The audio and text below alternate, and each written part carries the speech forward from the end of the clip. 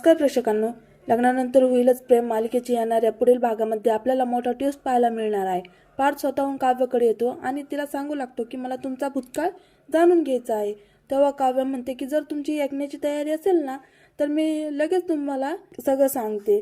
तर काव्य तिचं सगळं भूतकाळ आता पार्थला सांगू लागते। तर दुसरीकडे आता जीवाचा 21 दिवसाचा व्रत पूर्ण झालेला असतो।